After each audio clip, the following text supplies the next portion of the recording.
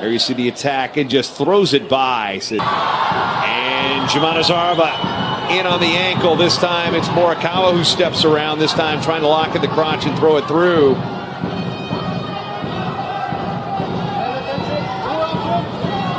Manipulated.